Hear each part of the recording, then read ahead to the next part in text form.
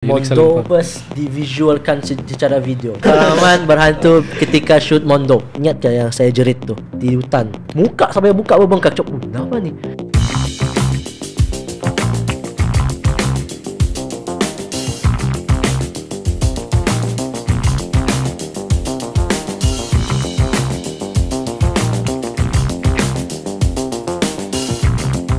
So welcome back to Step It Up Lounge, where we invite inspiring individuals and also groups supaya orang boleh share orang punya success stories so you can be too. And today kita ada another group of professionals bahagian production, film production. And saya mau minta introduce satu-satu lah kan daripada Uncle Jeff lah. Ya.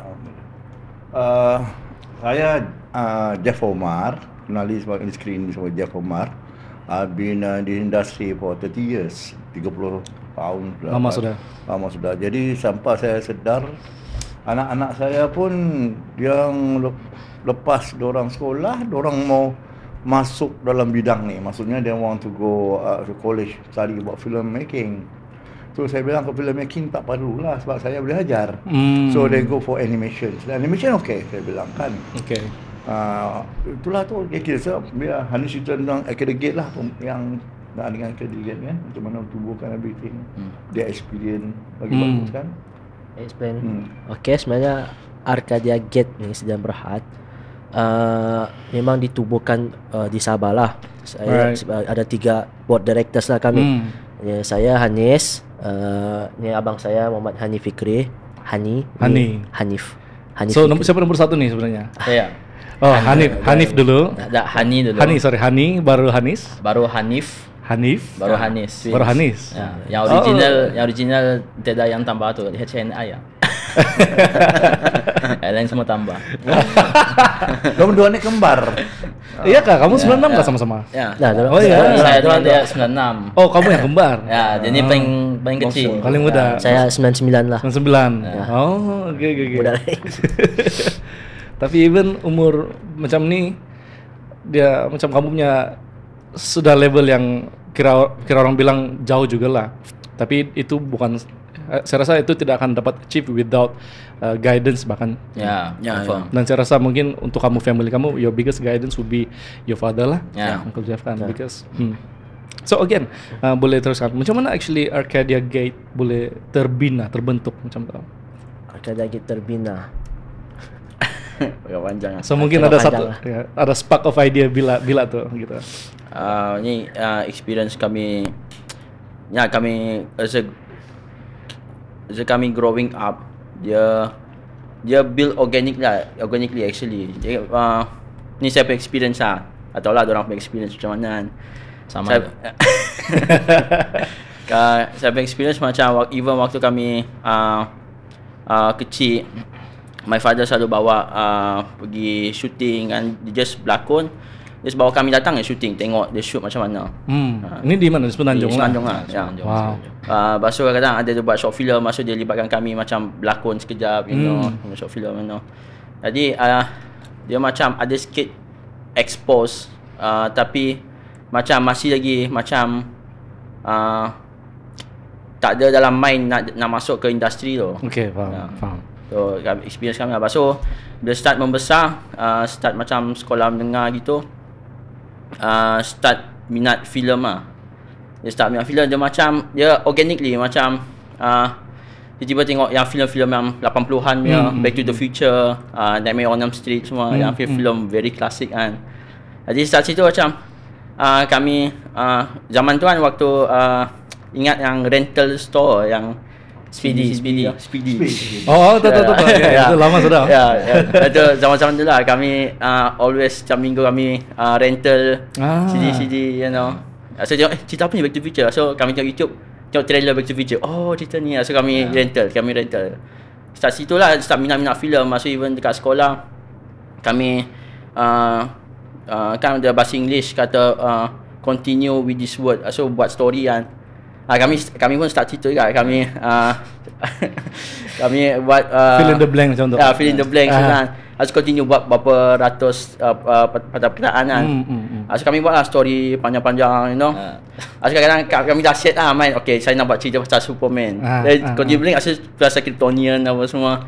Lepas tu bila setiap kali habis peperiksaan, kami tak kisah pasal matematik apa, tak kisah. Kami kisah pasal story apa je buat. Kami tengok, story pasal ni, exchange story. Even guru pun dia orang pun baca yang story yang kami buat tu. Dia orang pun suka juga kan. Orang baca, so orang ganti-ganti actually, you know. Lepas tu bila kami always buat each other macam tu, asal ada group kelas lain, diorang tahu, diorang pun buat macam tu. Jadi peperiksaan next diorang pun buat cerita ganti-ganti juga. Tengok cerita apa kau buat, cerita apa kau buat. Macam tu. Kamu yang start itu macam movement lah. Ya, saya tak sengaja. Jadi lepas tu kami masuk college, kami ambil animation. Lepas tu kita even waktu college kita always buat short film kan. Ya, macam ada satu kelas ni visual storytelling. So dorang punya ni every week buat short film.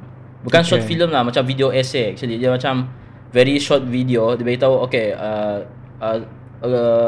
one guy dia macam curi barang ni. So make a video.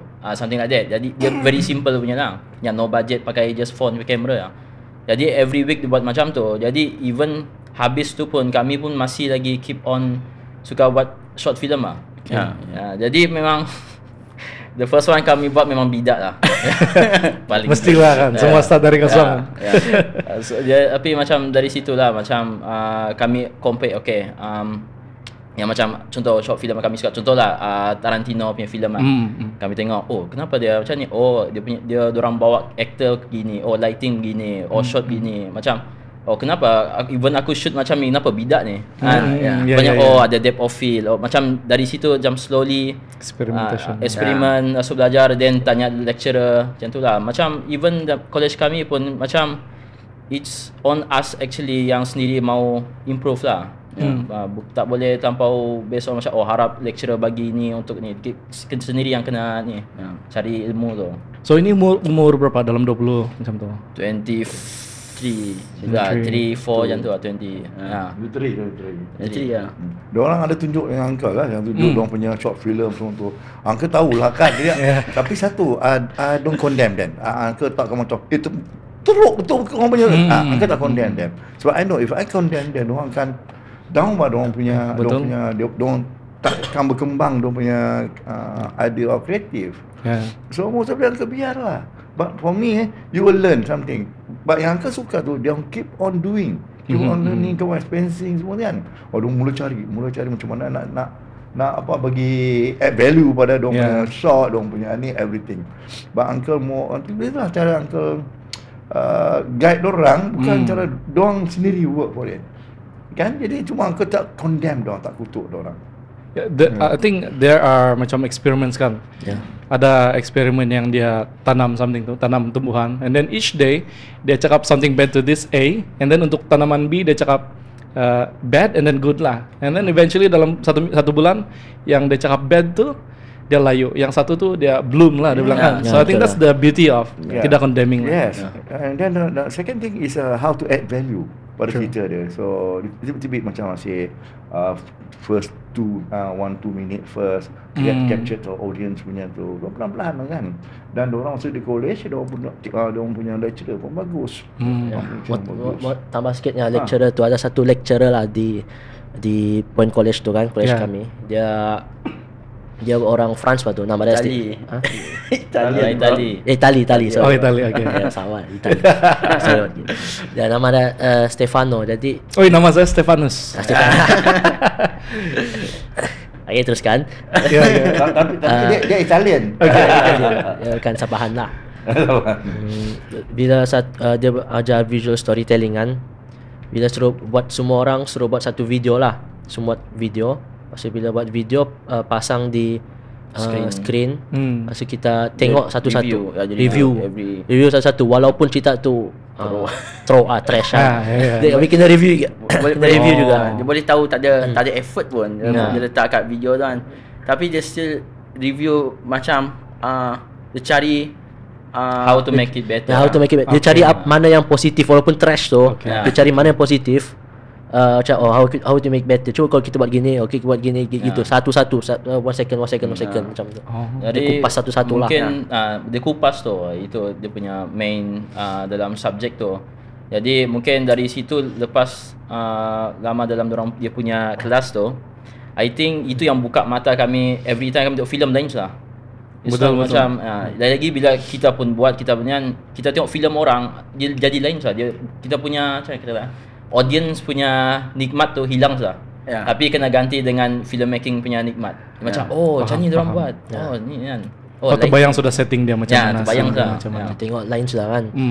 Memang kalau orang anggap macam mau buat short film first kan mesti macam mau cantik apa semua kan. Tapi kau kena accept kadang first kau buat short film mungkin selalunya jarang habis, selalunya trash. Jadi dia kena always apalah improve. So again because mungkin Sabahans banyak juga Sabahans yang mungkin tidak tahu Arcadia Gate. Dan sebenarnya Arcadia Gate sudah banyak buat short film, drama, I think serious drama kan. Salah satu apa? Boleh kasih nama Kak? Saya ada list ini. Satu Mondola. Lepas tu actually saya ada tengok satu Aku, Ayah dan Music. Dia punya. Directed by Hanif. Lepas tu yang Bagai Novel Cinta tu kamu buat kah? Itu kami editor. Sebab lepas habis college tu kami actually more to banyak di editing lah. So dalam industri kami more to editing. Tapi my dad still in actor lah. Dia actor dalam industri. Jadi lepas sama kami di Semenanjung tu, jadi kami mau pindah balik Sabah pula, mau base pula lah di Sabah. Masa itu di Semenanjung? Jadi kami start di Semenanjung lah actually. Yang start editing tu. Tapi very kompetitif lah ni dekat KL kan. Sebab before that dia masa short film yang buat tu, and then dia berlaku satu competition, Petron competition di Semenanjung kan. Jadi diorang tu first kami nak masuk ni kan audition. Jadi dia punya tema tu is about alam sekitar, nature, alam sekitar kan, nature. So ni first diorang tu dia try buat first of all. Dia kami start di situ lah yang how we orang kata idea tu kami share. Kami kita berkongsi idea. Start dari situ saya rasa kan. Share the idea. So dia ni nak buat macam saya I have an experience on this. I know bila sebut urgent nature, people akan shoot hutan, kotoran sungai, everything kan. So kata okay, kita buat lain. Kita buat how about what if tiada tumbuhan langsung berlaku dia akan datang kan, satu pokok sahaja membawa makna sampai orang berbunuh. Satu pokok saja kan. Jadi kami ada satu short film namanya Nyawa. Dia pasal post apokaliptik macam yang semua zaman pasir, so tak ada macam Mad Max lah. Macam Mad Max lah. So perempuan tu dia jumpa satu pokok tu. So dia simpan tapi semua orang macam hostile lah. Hostile lah, macam semua nak rebut tu. Dan ini di mana dia ada online kan ni? Boleh tengok di Vision Petron 2016. 2016 wrong winner lah. Kami menang first place lah. Oh really? Wow, congratulations. Won first first punya tu achievement. Best short film Petron. Ini anjuran Petron. Petron. Tapi yang ni yang di antara macam college. Antara college. Dan kalau sekarang this year mau tengok itu video masih dapat kah? Is it on YouTube or anywhere else kah? I think ada dalam dalam Vision Petron punya YouTube. Vision Petron punya YouTube. Okay, so nanti kalau ada di luar sana mau tengok kan. Mungkin lepasnya saya pun mau tengok juga. So itu first short film kamu? First yang tidak suck. First yang dapat anugerah lah. Actually first first dapat anugerah. So baru ada kemungkinan berikut lah. Lepas tu dia menang lagi ni bernama Best Cameraman lah. Best Cameraman bernama. And then baru-baru ni kita menang lagi yang Aku, Ayah dan Music. Bukan menang lagi, top 10. Top 10. Dan nominee for the best storytelling. Tapi tak menang lah. Tak menang tapi sangat touching lah yang tu tuan. Saya tengok Sudah tengok. Tapi sekarang kita kupas lah. Tapi yang tu 15 minute film version. 15 minutes. Yang director's cut sebenarnya 23 minit. Patutlah bila saya nampak some videos kan, ada itu scene ada budak, ada si N semua kan menyanyi itu semua. Tapi itu tidak dalam the 15 minutes. Kan? Ada lagi tu dia panjang lagi. Lagi rasa lah. Itu di mana mau tengok tu? Itu nanti kami release kat YouTube lah. Okay. So kalau sekarang kan kamu sudah buat short film Mondo itu yang latest kan. Lepas tu kalau kamu kasih banding dengan itu apa tuh nyawa kata dia itu? Nyawa atau Oke Music. Yang nyawa first tuh. Kalau sekarang kamu kasih banding Mondo dengan itu kamu rasa dia punya level macam mana? Ya banyak kami learn lah. Banyak. Dia macam lagi zaman dekat college tu dari segi teknikal sangat kami ilmu kurang lah. Tapi macam kami rewatch balik macam ada vision lah dia ni. Ada vision lah macam ada sebab macam idea. Macam person kau tengok macam cakap waktu muda kan. Nobel kan budak ni. Dan satu lagi diorang punya satu lagi short film tajuk The Loop. The Loop.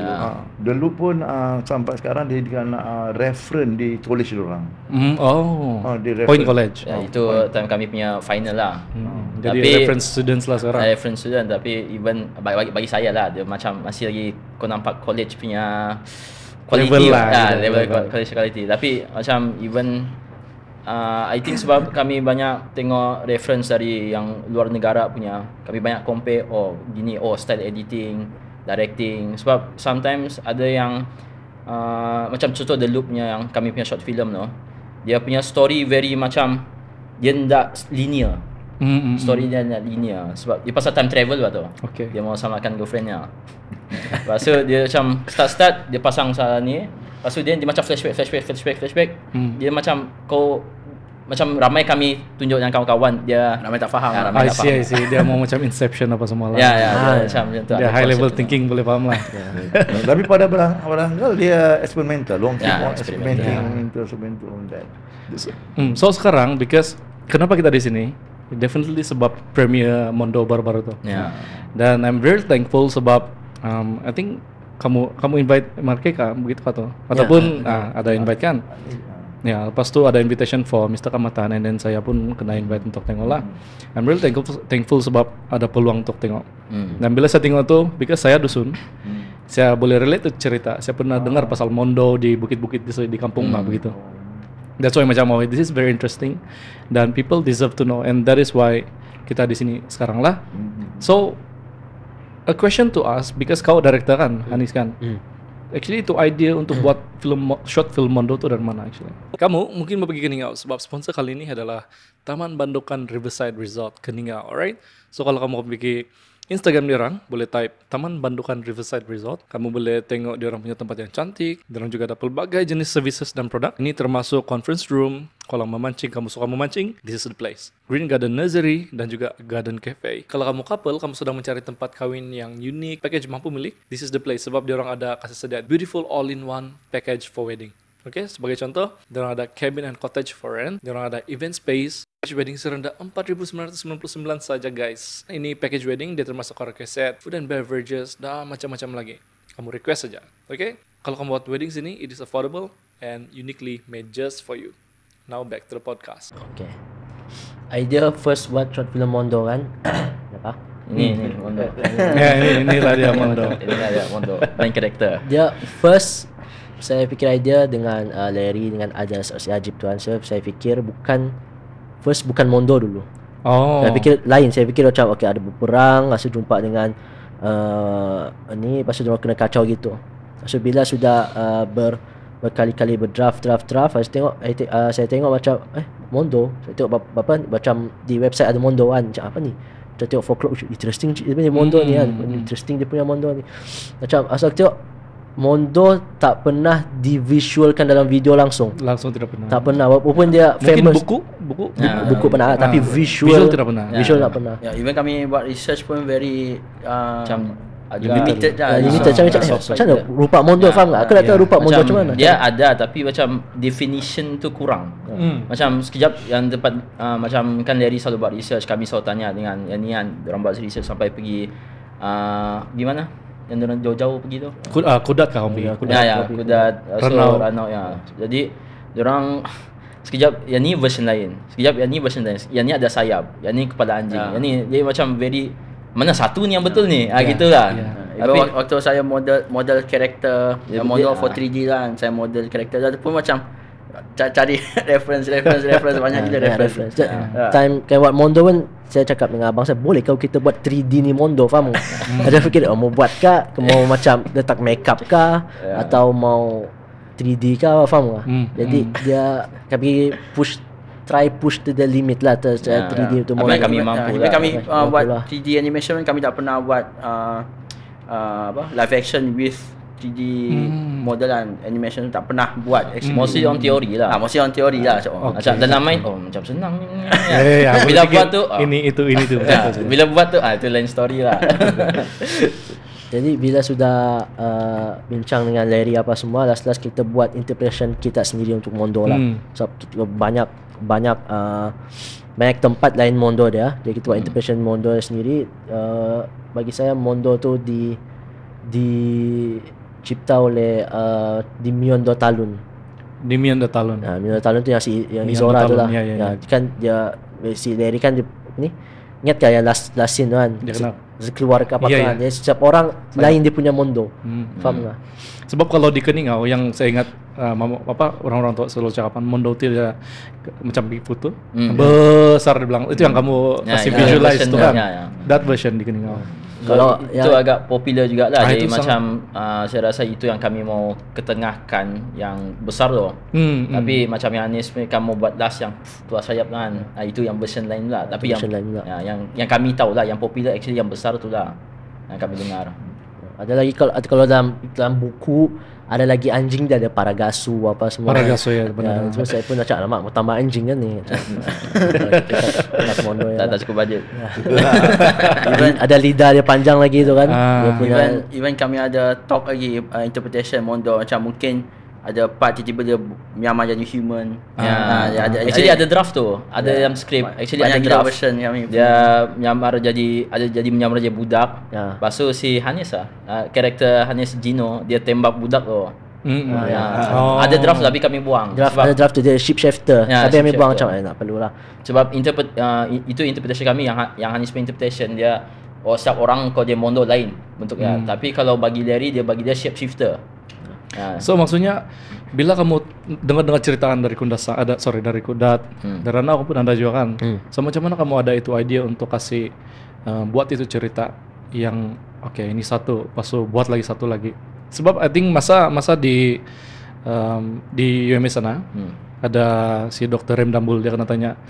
Lepas tu dia cakap actually itu message yang disampaikan tuh accidental yang akhirnya ini adalah akibat daripada kamu pergi kacau dan kau dijadikan Mondo dia bilang.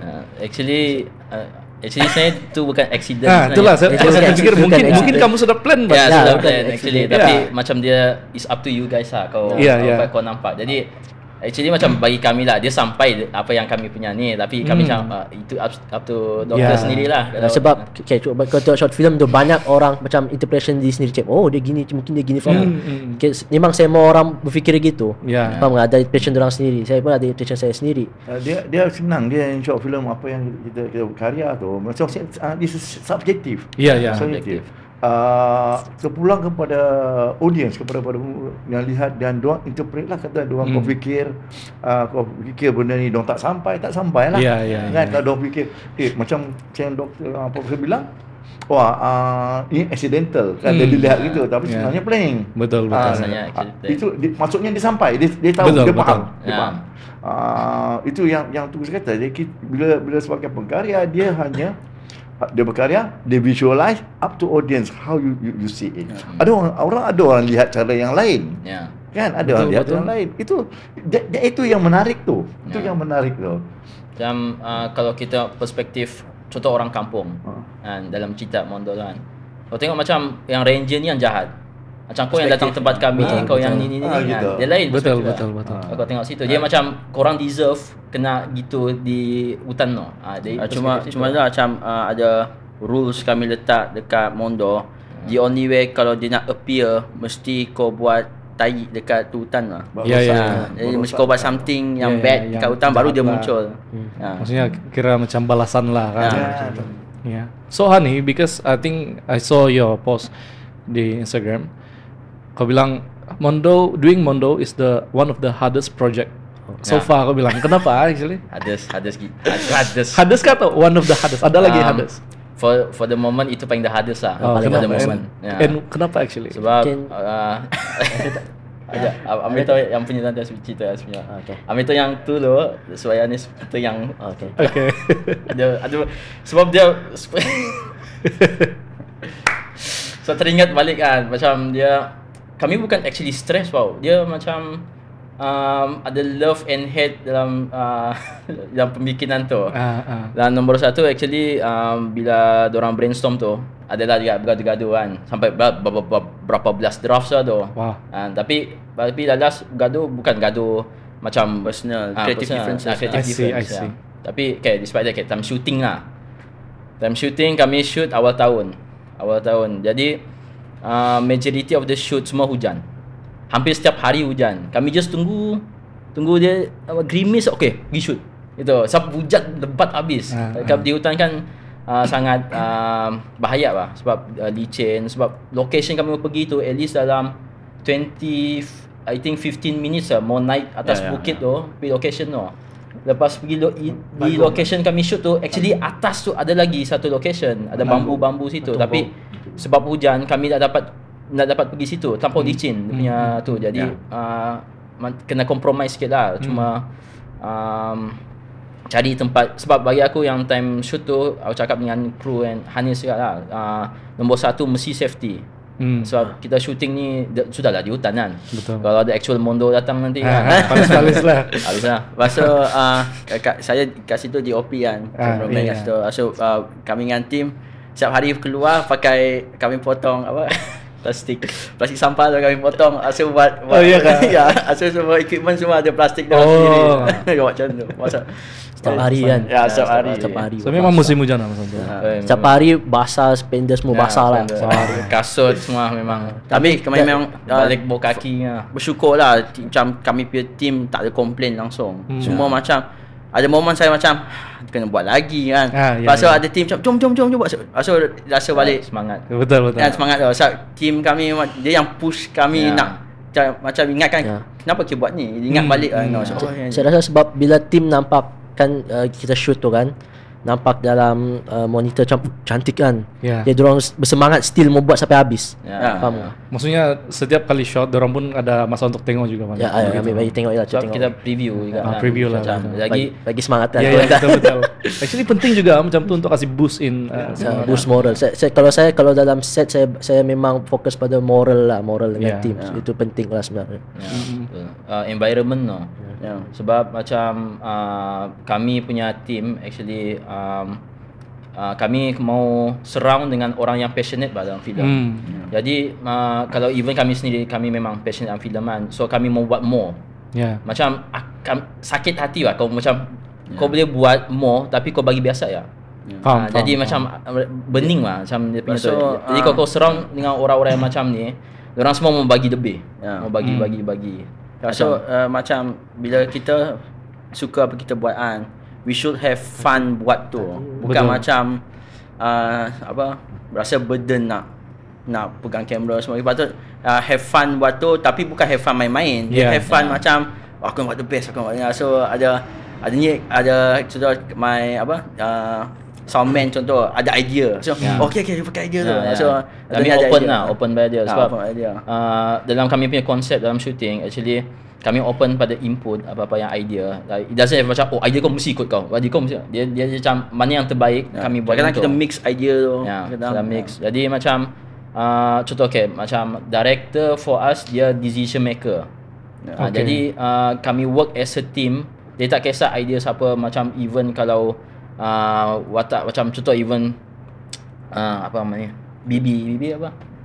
Bibi Haris. Makeup. Macam tak ada kaitan dengan technical. Kalau dia ada idea pada tu kan, kalau dia boleh pakai, why not? Kalau kami tu director dia cuma bagi tu idea, saya hanya decision maker lah. Mungkin ada yang anggap macam production lain mungkin anggap director ni lain lah. Mungkin ada anggap director ni God, tapi bagi saya bukan God lah. Dia bukan, dia ada salah lah. Sebab ada orang beritahu macam, ada orang macam preach macam cakap lah macam kita director dengan editor semua kita adalah macam God. Faham. Tapi sebenarnya itu tidak betul kan. Bagi saya lah, saya director dan decision maker. So itu cabaran dia lagi lah. Cabaran dia lagi banyak lagi cabaran. Banyak tu. Kalau ada orang saja yang betul committed, passionate everything, tak di yang lain pun tak tahu, itu tak boleh. We must work together. Mesti ada team pun dia passionate.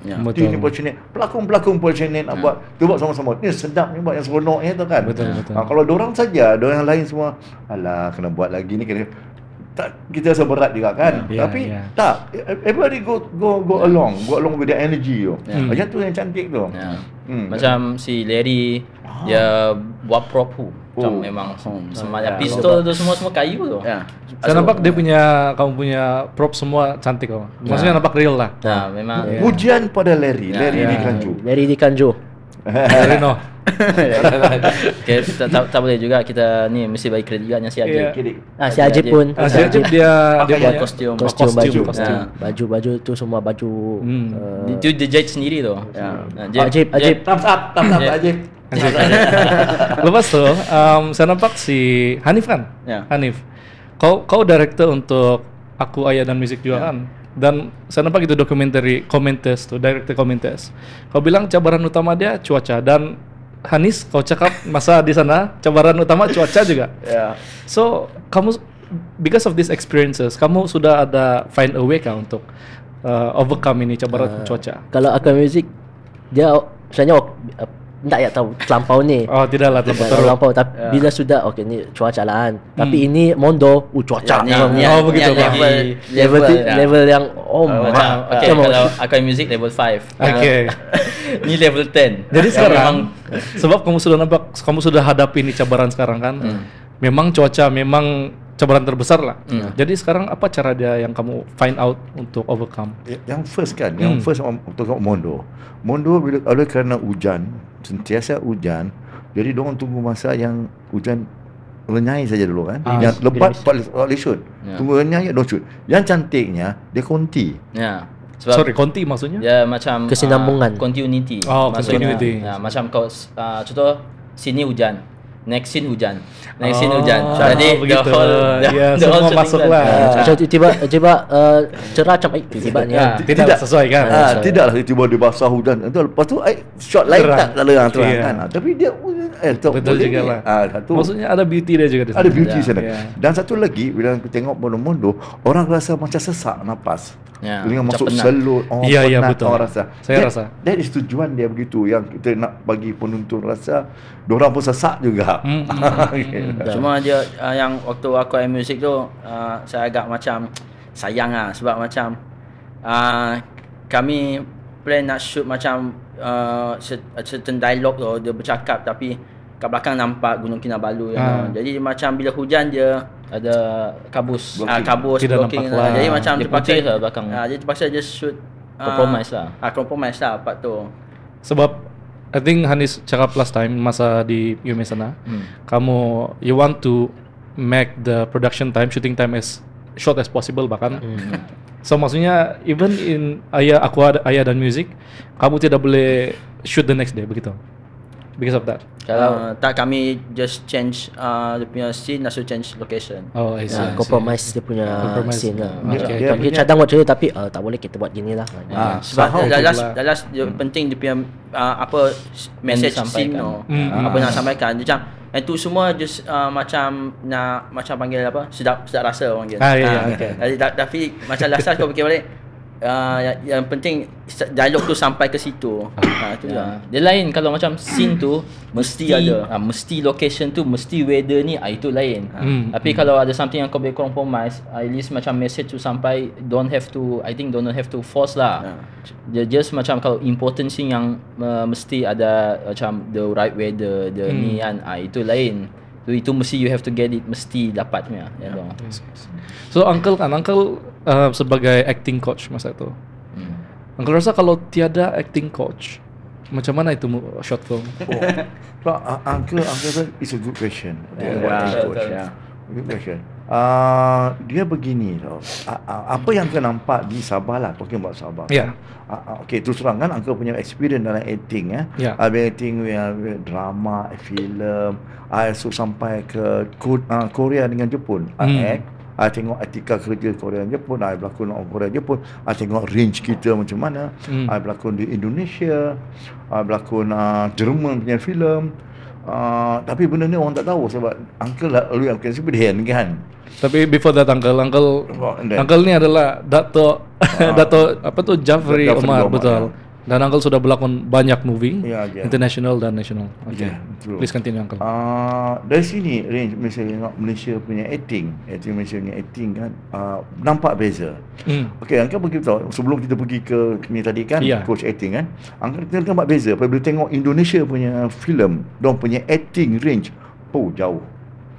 Okey, bila saya tengok acting Indonesia dengan filem acting, tu tengok Malaysia punya filem. You can see the difference. Boleh nampak. Apa masalah dia? Kita tak boleh buat ke begitu. Nampak kan? Yeah. Apa tak boleh buat? Kita boleh. If you know the technique. Okay. Technique of acting, kan? These people yang di Indonesia ni, diorang belajar. Bukannya diorang terus masuk terjun gitu. Even they know the technique. The pelakon budak tu semua memang orang punya nian. Macam ada orang belajar macam coach acting dari kecil lagi. Yeah. Jadi sebab tu bila aku tengok filem budak-budak ini semua acting memang power. Sebab apa kan tengok mata Uncle sendiri. Uncle berlakon di sana kan. Yeah. Dia berlakon di Surabaya di ni. Uncle nampak how dia punya acting range tu. Kita dan diorang commit 100% semua. Termasuk dia punya crew everything. Komitmen diorang jauh. Yeah. Bila kita balik ke Malaysia, biasalah kan. Yeah. Okay, Malaysia kan kita balik kan acting kita, yang kru kita, antara cara beretika bekerja kita different. Kan? Okay, terbalik kepada coach. Coach acting. Uncle rasa perlunya bukan kata saja short film. Drama kita, filem kita perlu ada coach acting. Why? Coach acting bukan mengajar acting, Chef. Dia tak ajar acting. Nak belajar acting, kita belajar sebelum masuk set. Betul. Tapi bila under this set sudah tu, coach film dia guide. Yeah. Saya guide during time apa mood dia nak main masa tu. Mood you. Okay, remember tak scene you sebelum ni. So play with the mood. Continuity scene ni sebelum ni you menjerit dan nangis. Scene lepas tu tiba-tiba you cool, tak boleh juga. Tak ada continuity situ. Betul. Jadi coach ni yang guide how to do. Satu lagi dalam Mondo saya guide bagi faham si Zora yang ambil watak, yang Zora ambil watak tu, how yang kami dah bincang benda ni, kita nak dia karakter dia macam mana. Karakter dia macam mana. Zora done a very good job. Surprisingly lah, sebab dia sebab dia actually hero pada short film tu. Sebab cerita ni dia punya original. Saya cerita pengalamannya, saya sendiri lah. Pengalaman kami first day shoot Mondo tu, malam tu sampai jam 3 kami shoot kan. Jam 3 kami shoot, kami ingat ada scene perang tu. Time tu ada scene perang dengan orang kampung. Kami macam around jam 3 tu, jam 3 pagi. Jadi saya bangun, saya fikir macam, oh my god, apa apa kita buat ni kan. Jam 3 pagi macam, esok lagi selalu kami joke around dekat set, itulah tak kerja office, nak juga shooting. Aku fikir macam, wah, hari ni barulah jam 3 pagi. So bila balik tu ada pelakon real sebelum Izora, pelakon real yang perempuan tu, dia di KK. Jadi kami di Matunggong. Bila jauh. Bila dia mau ambil dia pergi sana,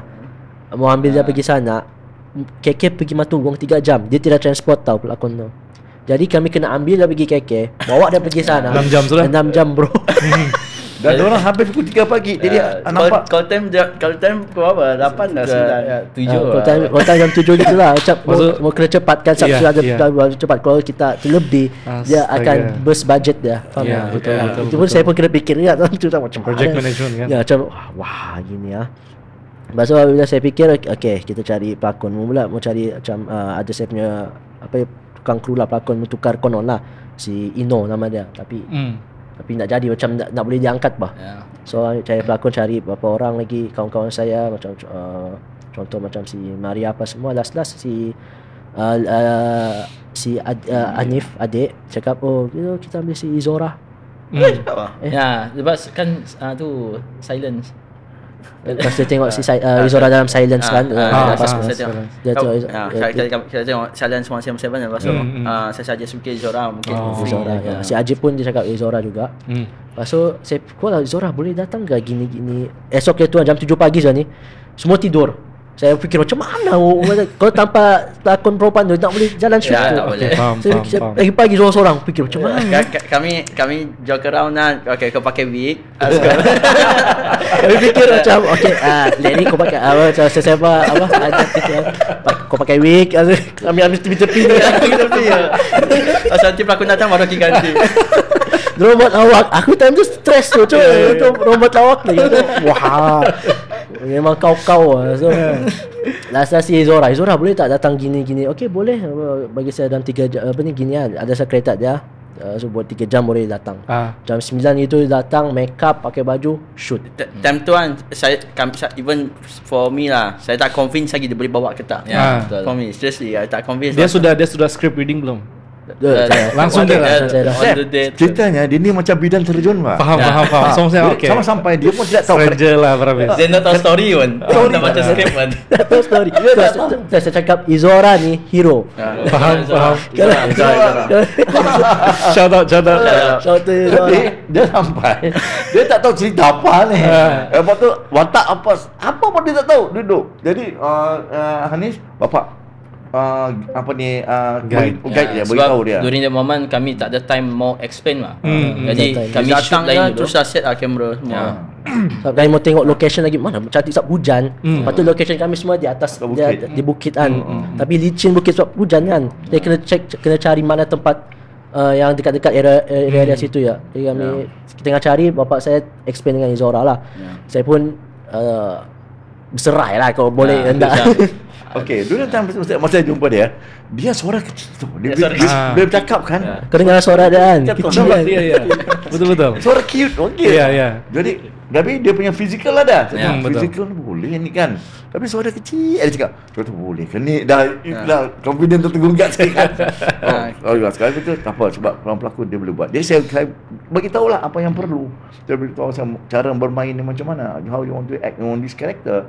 Saya tidak mahu dia macam respon dia cara you kosongkan fikiran you move main mata saja eyeball you orang lagi feel bila aku tengok kau aku senyum orang kan orang lagi feel tu betul kita faham tapi sekali dia Jared kejut takut aku ini yang kami mahu terkejut first scene dia cakap Posik Nomondo kami buat shoot kan Posik Nomondo semuanya apa ni dia menjerit dia lagi soundman lagi tak terkejut tapi itu terbaik lah saya tengok lepas give more than what we want lepas si Bibi dengan Kimberly diorang ni makeup artist lah makeup kami ada luka apa semua tu kan. Lepas dia make up si Izora tu, tengok dalam kamera, macam macam kau tengok eye contact lah. So dia macam takut juga lah, pandai dia buat expression lah. Habis macam aku punya perspektif kan kamera kan. Jadi saya tak ada masa nak mingle around. Betul. Yang angkat barang semua tengok boleh ke ni semua. First impression lah, oh my god aku macam acting kan. Emosi yang dekat yang scene kat rumah tu waktu macam dia tengok-tengok tu kan. Yang tu aku memang macam I found memang sesuai. Memang dia lah. Memang dia ni tak ada orang boleh ganti lah. Tapi ingat dia bantu oleh makeup artist.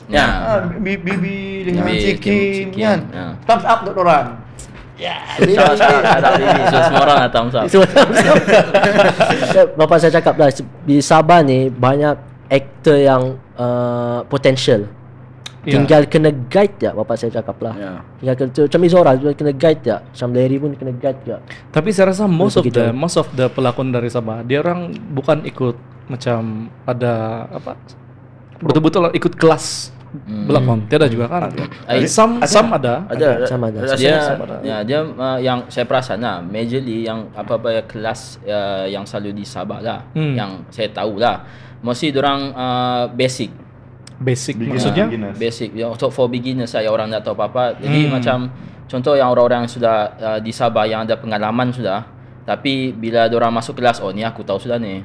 Faham tak? Dia macam it's just dorang belajar balik je itu. Jadi untuk macam contoh my dad kan, dia selalu ajar macam acting. Dia nak kalau dia basic tu mesti ada basic.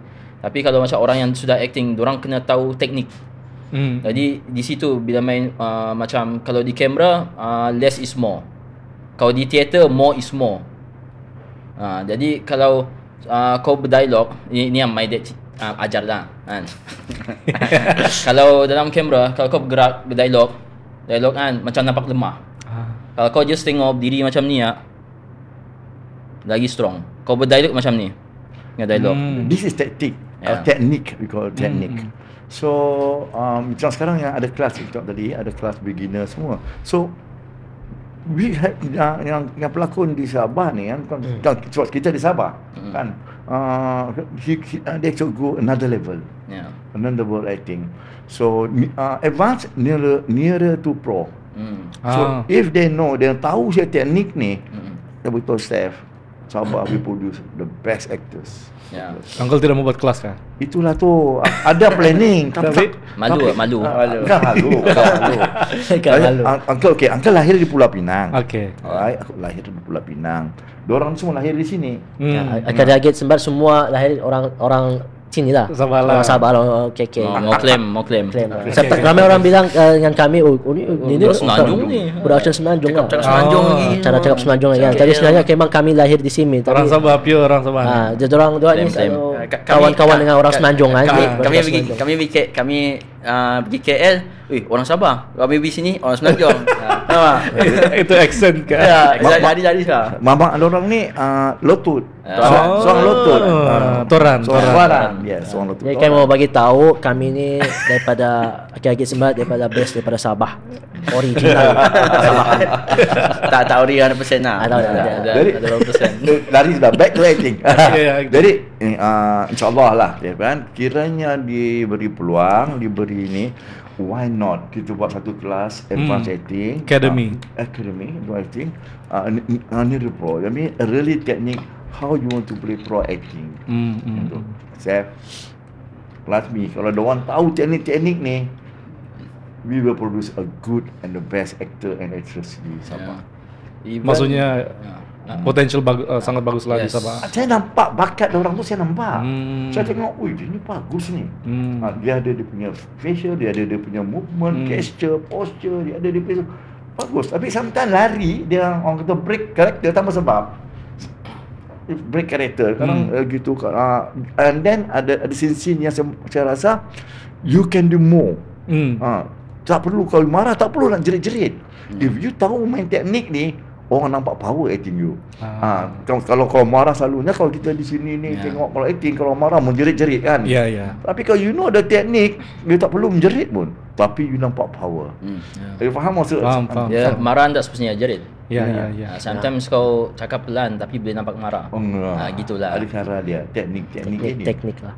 Itu yang Uncle cakap pun satu hari nanti kalau diizinkan kita buat satu akademi atau kelas lah kan, kelas advance. Bila penuh the teknik, kita akan nampak satu perubahan yang besar dalam industri. Sebab kita, talent dekat Sabah actually macam ramai orang minat dalam industri ni lagi di Sabah. Jadi macam bagi apa saya nampak lah, dia macam gold mine. Dia macam gold mine, macam yang belum lagi baru masih di ni, kau kena korek lah.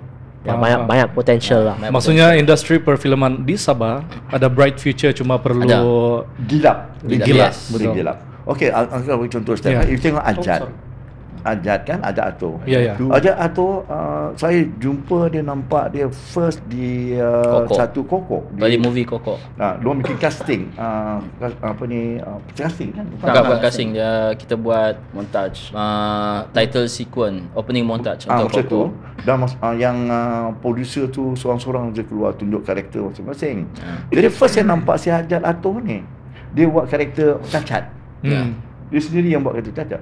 Dia nak buat karakter macam tu. Saya tengok, oi, maintain karakter ni, saya bilang kan.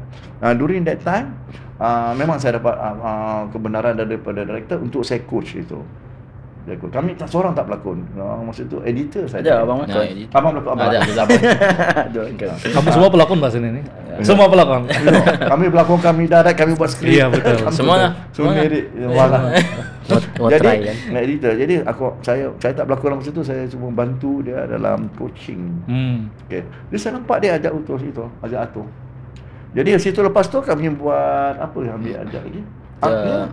Mondo. Ya. Mondo, lepas tu kita ambil lagi telemovie. Mondo dia yang ni kan, yang kena kena ikat tu ya. Ya. Jadi karakter yang lain. Karakter yang lain yang nampak believing. Ya, Dia bawa believing. Dia ni apa ni? Dia macam yang lain, yang pelik kan. Dia kat luar diam tengok orang. Ya. Macam nampak macam tak friendly kan. Tapi bila dalam set completely orang lain. Ya. So even yang macam kami shoot tadi sama Bayu, dia jadi budak sekolah. Ya. Yang trailer yang penting tu. Trailer tu kan. Gangster tu kan. Dia macam jadi kami waktu tu kami masih fresh, baru lepas Mondo. Jadi kami nampak completely orang lain. Ni orang lain asal potong rambut semua macam completely macam tak nampak Ajat. Ajat betul pun kami tak tahu siapa. Macam mana karakter sebenar Ajat. That is acting style. Bila kita tak nampak tu, tak nampak orang dia. Kita nampak karakter. Situ kami kata Ajat je very talented. Even saya sebagai penonton saja masa itu, saya nampak dia punya lakonan on the first nampak dia pun sangat-sangat expression semua pandai. Semua perfect lah, boleh nampak lah. Dia react dengan apa orang cakap, padahal dia tak faham bahasa dusunan. Ya. Tapi Itu satu kejut. Dia orang bajau tu. Itu satu kejut. Tapi dia cakap dusun masa itu. Pandai ya dia. Dia apa tu, dia orang macam si Larry kan. Dia yang skrip untuk dusun tu dia yang buat. Okay. Jadi dia selalu apalah macam work dengan Larry macam mau sebut ni gini kan. Dia prepare awal lah yang tu. Patutlah. Dia agak committed lah bila kau bagi satu Hmm. karakter yang agak committed macam tu lah, dusun tu kan. Dia practice baik betul ni. Macam Teresa Bayu dia kena karakter dia ada dia ada macam sikat sikat lipat tu. Sikat lipat kan. Dia practice setiap hari. Oh ya. Baik kali nampak dia punya sampai dalam komitmen Bagus lah dia. Saya nampak lepas tu Mondo sangat-sangat saya rasa dia berlakon sangat bagus. Yang untuk yang tari sama Bayu tu kan. Ini new project kan. Bersama RTM. Dia untuk RTM TV 2 Hari Malaysia. Jangan lupa. So Hari Malaysia maksudnya 31 Ogos atau 16 September? 16 September. So dia akan keluar di mana? TV 2. TV 2. Ya, tapi sebab TV 2 belum lagi macam actually announce kami macam masa dia. Masa tayangan dia. Jadi I see. kami hold dulu trailer apa semua dapat tu baru kami blast. Top. Tapi tinggal berapa bulan lagi kan? Sekejap lagi. Saya nampak itu trailer masa kamu kasih showing kan lepas Mondo tu kan, lepas everything lah. Saya nampak dia sangat because dia based on true story kan, global dance inspired by true story. Inspired by true story. Oh dia ada difference, based dengan inspired. Kalau based on story nanti orang bilang mana ada ini. Okay, faham. Aku tak buat ni. Ada begini. So basically bila saya nampak itu trailer, dia kamu pandai main emosi. Because saya nampak only 1 minute lebih saja very emotional. And bayangkan nampak saya tengok this 15 minutes saja lah yang kena kasih tengok tu kan, Ayah dan music tu. Itu pun sangat-sangat emosional. Saya pun sampai begini lagi gitu. Ya, rasa lagu dia rasa. Bukan setakat lagu dan even the story. Even the story pun kan. Yeah. So macam mana kamu kasih, siapa actually buat fikiran yang kasih elemen emosi sangat-sangat? Kamu ada formula kah untuk kasih betul-betul kasih kena hati orang? Ada formula kah atau Ya macam macam mana kamu buat actually? Dia bagi kami lah, bagi saya lah. Ni first orang cakap macam ni lah. Ya, first bertanya. Jadi agak deep. So selalu yang bagi tahu input ni orang yang kerja dengan kami. Kami tak tahu yang orang person. Jadi kalau yang saya punya ni lah. Sometimes kan macam more to instinct. Susah cakap, dia memang ada formula dia. Tapi you nak dapat soul tu dia bukan apa tu, macam it's not that simple. Even macam kami buat tu kena balik semula pada skrip. Balik semula pada skrip. Okay, skrip ni kan. Jadi the main macam nak dapat emotional, ni bagi saya lah yang paling macam simple. Kau buat satu skrip.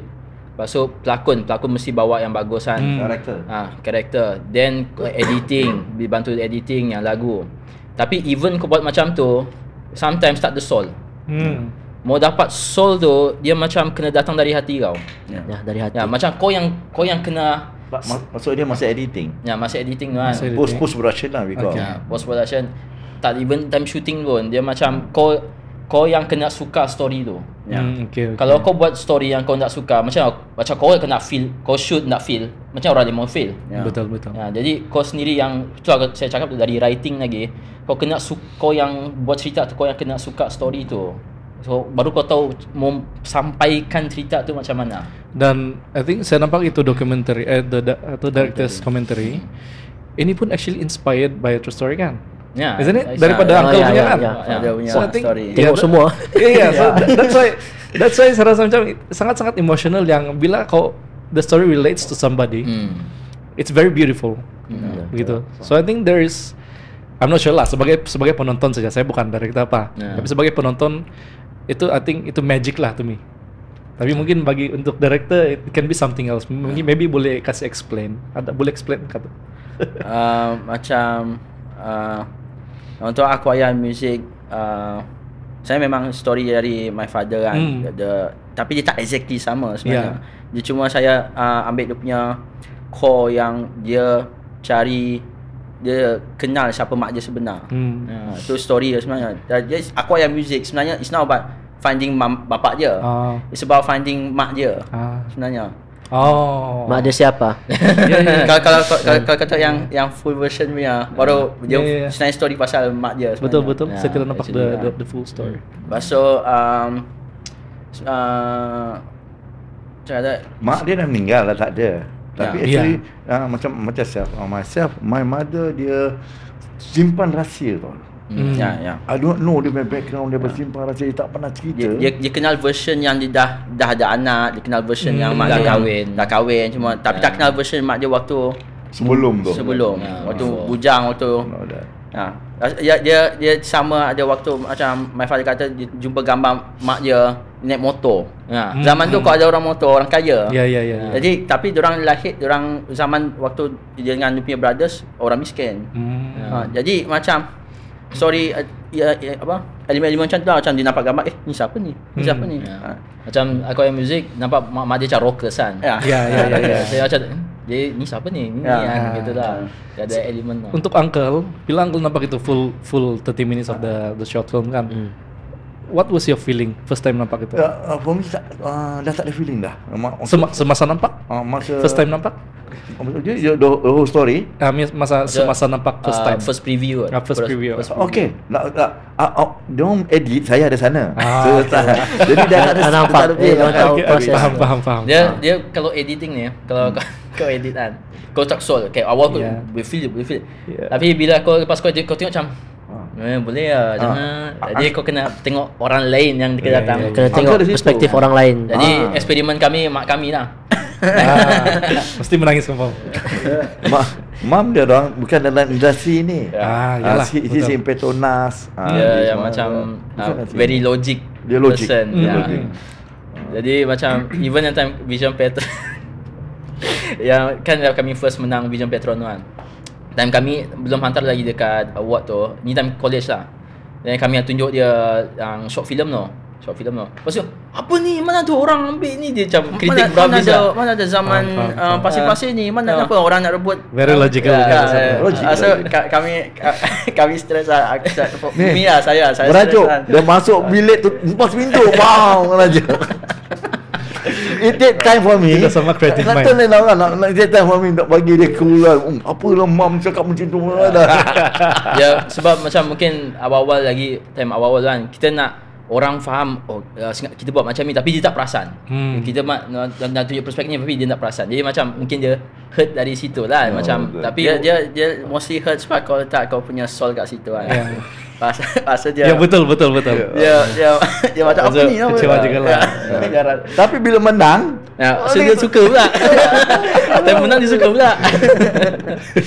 Tapi lama-lama tu macam dia lepas dia dah retired, dari dia punya ni kerja tu, dia support kami dari belakang lah. Dia antara tulang belakang syarikat kami jugalah. Dia admin lah buat semua tolong kami. At the beginning dia tak boleh compare ada quality filem dengan filem biasa. Dia tak boleh compare.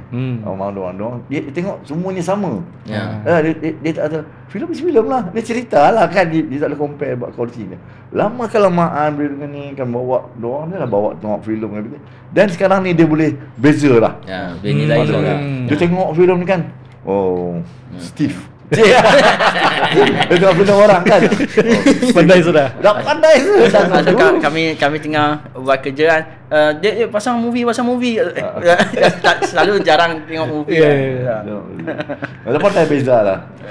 Maksudnya kamu punya influence sangat besar lah kepada mama kan. Dia influence kan. And then the best satu lagi yang kawan-kawan dorang yang rapat sama dorang, selalu tuan rumah dorang juga yang macam saya rasa macam dia looking for the quality.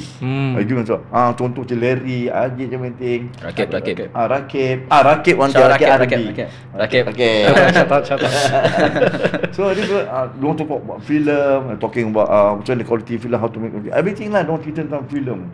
Don't boleh duduk berjam-jam kita tentang film. Kami boleh cakap pasal film dari malam, contoh malam pukul 8 macam ni kan. Habis cakap pukul 5 pagi. Boleh macam tu. Boleh minat. Ataupun minat tu. Biasalah kalau boleh share minat kan. Maksudnya lagi fun macam contoh kita tengok filem semua, so macam kita ada macam idea atau macam kita discuss filem, ada kita macam kira filosofi kan.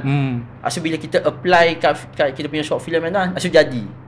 Dia satu memang kau rasa macam discussion tu semua tak buang masa. Kau rasa macam dia satu benda yang macam kau boleh pakai tu. Macam teori lah. Semua teori semua macam apa color semua praktikan teori tu. Kan. Untuk kalau sebagai kamu kan semua pernah berlakon. Kan. Pernah berlakon sebagai main character kah? Tak, main character lah. Anis? Itu bagi saya itu first main Mondo lah. Sebagai saya direct saya. Kau direct ke belakang. Lepas tu Hani, saya mau watak sampingan.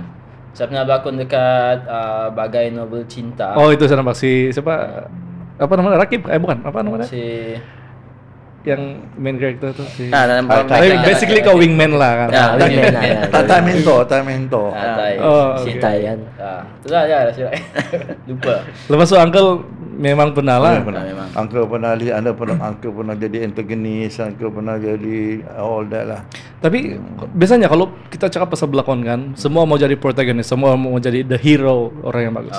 Tapi Uncle kan pernah jadi antagonist in a film kan. Apa one thing yang Uncle discover bila jadi antagonis? Dia begini tau. Okay, kalau kita looking for orang nak nampak kita kan, everybody menjadi hero tau. Hero. Banyak orang tu hero, kita tak nak tu, takut orang marah. Tapi aku suka.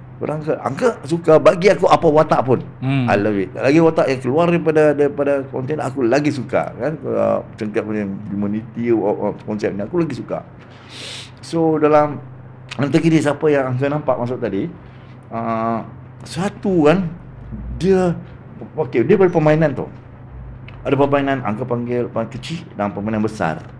Bila main antagonis ni dia boleh main besar. Dia boleh buat apa yang dia suka. Kan kalau aku kena yang kata yang ni aku hebat, aku boleh main apa yang aku suka. Betul. Tapi kalau macam aku kalau antagonis aku kena jaga aku punya Kan dia kecil sikit mainan dia. Actually, dia betul paling juga. antagonis. Yeah, Aku lebih besar. Kalau penjahat ada hero. Kalau hero ada rules. Ada rules. Iya, ada rules, ya. Actually, betul juga. Aku boleh main slow tapi aku jahat kan. Aku slow tapi aku ada niat dengan kau. Faham kan? Gitu kan. Shock macam gini karakter sebenarnya. Macam ada saying tu macam villain is hero in his own story lah. Something macam tu lah. Dia perspektif dia sendiri kan. Betul. Kalau orang faham lah, kalau faham karakter dah. Betul. Uncle masih ingat lagi Kak? Any line daripada yang Nanti kan. Tidak ingat sudah Kak? Banyak juga tu. Kecuali cakap jauh lah. Masa berlakon Penanggal. Okay. Penanggal semua one of Uncle suka karakter tu. Sebab Penanggal Uncle ambil watak Pak Kadam nama dia. So cakap Jawa. Ada lain yang Uncle masih ingat? Aku tak ingat, aku ingat kulo saja. Jadi maksudnya masa tu akak Jawa, Jawa lama dan karakter tu Uncle suka. Uncle suka betul kan. Dia karakter macam waktu Penanggal tu kepala dia terbang kan. Jadi karakter yang Pak Kadam tu dia angkat body tu, so dia simpan, dia jaga body tu. I see. So yang besarkan Penanggal tu sampai besar Under pengarah Eli Surati. Ini sama itu. Sekarang si Hani kan nombor 1. Ya. Ini betul. Second. Hani sebelum ini pernah memang start dengan berlakon kan?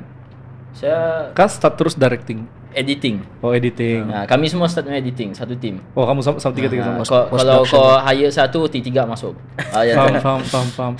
Sebab yang Mondo tu itu VFX bukan senang. Berapa lama kamu buat VFX dia? Hanif. Itu Hanif. Dia buat CGI, saya yang buat VFX tu. Jadi based on shot. Bergantung pada shot tu. So macam time kami shoot tu, kamera tak cukup bagi saya lah. Macam tak cukup power untuk macam dapat clean. Ya, lagi macam kami shoot green screen kan. Kami shoot green screen, kami shoot on the scene. Jadi lighting semua kami tak kacau lah. Tapi nak dapat dia punya clean tu nak dapat sebab dia even kami fokus dekat situ pun ada technical punya ni lah, restriction. Jadi more clean up tu takes time juga. Jadi ada shot macam dalam satu hari siap kan. Tapi ada yang paling lama saya buat time tu ada sampai seminggu juga lah. Lama juga. Satu shot lah. Roto. Ya, roto. Nah, kan dia terbang kan. Ya. Itu kan terbang kan. Yang 3 orang tu Kak? Ya, 3 orang tu, pasal ada seorang tu.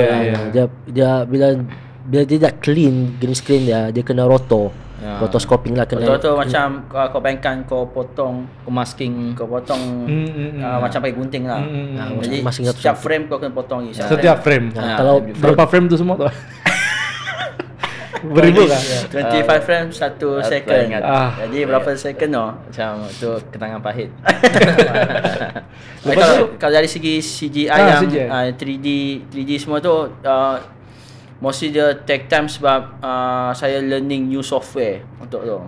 Jadi experimentation juga lah. Jadi macam baru buat 20 minutes kan dah otak dah cair lah. sebab learn ni gerak sikit je. So belajar lagi something. Buat lagi. So belajar YouTube lagi macam macam ni lah. So belajar gini. Kalau macam cuma yang kau biasanya sepatutnya kau CGI atau VFX dia ada team. Tapi yang ni seorangnya buat seorang. Jadi kalau maybe lah kalau kita dapat buat contoh kalau difilmkan lah Mondo tu kan. Kita memang perlu ada satu VFX team yang fokus dekat situ ya. Even post production pun ada team macam patutnya macam buat music sound semua orang lain ni. Macam kami actually banyak based on macam music tu based on macam yang orang putih punya lagu macam lagu The Witch kan. The Witch. Macam ada dia yang saya suka tu macam ada lagu The Witch tu aku tengok kan.